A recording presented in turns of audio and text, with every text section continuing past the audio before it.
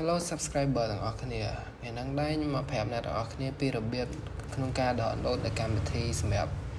យើងកាត់តធ្វើ thumbnail សម្រាប់អ្នកដែលទៅទាំងបង្កើត YouTube ដំបូងហ្នឹងហើយ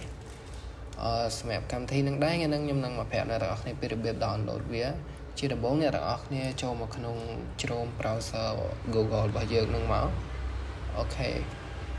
បន្ទាប់មកអ្នកទាំងអស់គ្នា search ពាក្យថា GIMP download អ្នកទាំងអស់គ្នានឹងឃើញពាក្យហ្នឹងហើយពេលដែលអ្នកទាំងអស់គ្នា search មកអ្នកទាំងអស់គ្នាចុចលើពាក្យថា GIMP download ហ្នឹងមកហើយចុចចូលកន្លែងពាក្យថា download ហ្នឹងមកអូខេអញ្ចឹងអ្នកទាំងអស់គ្នានឹងឃើញកន្លែងគេឲ្យ download អីអញ្ចឹងអ្នកទាំងអស់គ្នាយក download GIMP 3.0.2 ហ្នឹងមកអូខេអ្នកទាំងអស់គ្នាចុចតាមខ្ញុំមកអញ្ចឹងយើងអាចពេលដែលយើងចុចហើយកុំព្យូទ័ររបស់យើងនឹងចាប់ផ្ដើម start download វាអីអញ្ចឹងអ្នកទាំងអស់គ្នាអាចរងចាំបន្តិចនៅពេលដែលវា download ហើយយើងនឹងចាប់ផ្ដើមដំឡើងវាតែម្ដង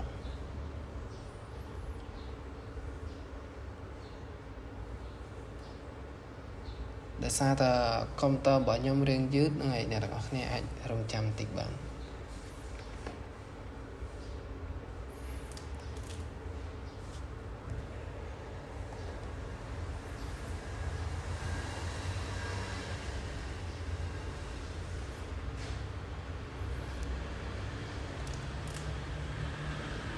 សម្រាប់វីដេអូនេះខ្ញុំអត់កាត់ទេដោយសារតែខ្លាចកាត់ទៅអ្នកទាំងអស់គ្នាមើលអត់យល់អីចឹងបើសិនអ្នកទាំងអស់គ្នាអត់យល់អីអ្នកទាំងអស់គ្នាអាច comment នៅខាងក្រោមខ្ញុំនឹងព្យាយាមឆ្លើយនៅសំណួររបស់អ្នកទាំងអស់គ្នាអូខេអញ្ចឹងគឺយើងបាន download បានហើយអញ្ចឹងគឺយើងចាប់ផ្ដើមធ្វើការដំឡើងវាមកអូខេអ្នកទាំងអស់គ្នាចុចលើកន្លែងរូប file ហ្នឹងមកអូខេហ្នឹងហើយវានឹងចូលទៅដល់នៅកន្លែងដែលយើងបានដាក់ file ហ្នឹង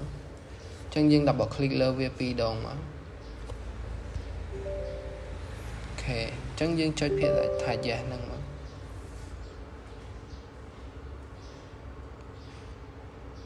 អូខេអញ្ចឹងអ្នកទាំងអស់គ្នានឹងឃើញវា load មកហើយអ្នកទាំងអស់គ្នាចុចពាក្យថា install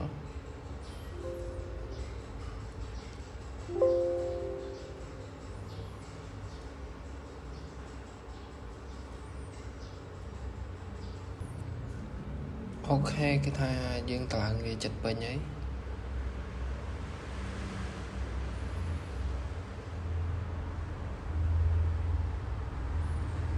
អូខេបន្ទាប់ពីយើងតម្លើងវាពេញហើយអ្នកទាំងអស់គ្នាចុចពាក្យថា finish ហ្នឹងមកអូខេអញ្ចឹងយើងតម្លើងបានជោគជ័យ 100% ហើយអ្នកទាំងអស់គ្នាអាច double click វាបើកសារកម្មវិធីហ្នឹងបានអូខេគឺវាកំពុងតែដំណើរការអញ្ចឹងកម្មវិធីហ្នឹងគឺយើង download បានជោគជ័យ 100% ហើយអញ្ចឹងសម្រាប់កម្មវិធីហ្នឹងអ្នកដែល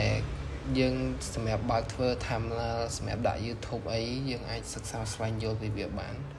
គឺវាមានភាពងាយស្រួលបើសិនជាយើងសិក្សាស្វែងយល់ពីវាសម្រាប់ក្នុងការ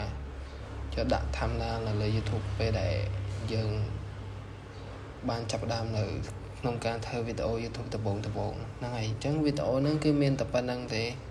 បាទអ្នកទាំងអស់គ្នាគិតថាវីដេអូហ្នឹងមានប្រយោជន៍សម្រាប់អ្នកទាំងអស់គ្នាអាច